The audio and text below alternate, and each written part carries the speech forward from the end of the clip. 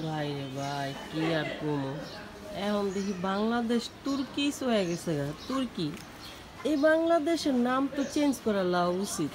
সত্যি সত্যি এখন আর বাংলাদেশ রাখা উচিত না, তুর্কি তুর্কিস্তান রাখা উচিত। কারণ এই দেশে এখন দেখতেছি সুলতান সুলেমান বসত করে। হ্যাঁ, সুলতান সুলেমান বসত করে। এর এখন রাত বেরাইতে ছদ্মবেশে ঢাকা শহরে ঘুরে বেড়ায়। কারণ এই দেশের সবাই তো প্রজা, প্রজার তো দেখতে রাজায় আহে ছদ্মবেশ ধইরা। মানুষে সিরিয়াল দেখতে দেখতে ড্রামা দেখতে দেখতে জীবনটা ড্রামা বানাই লেছি।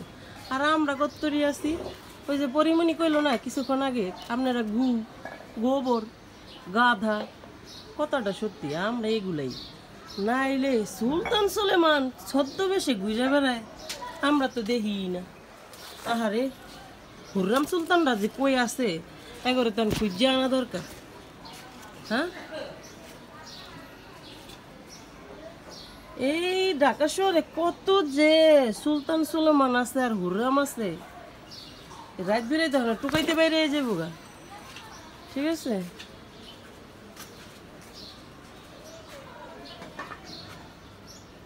কি আর করবো।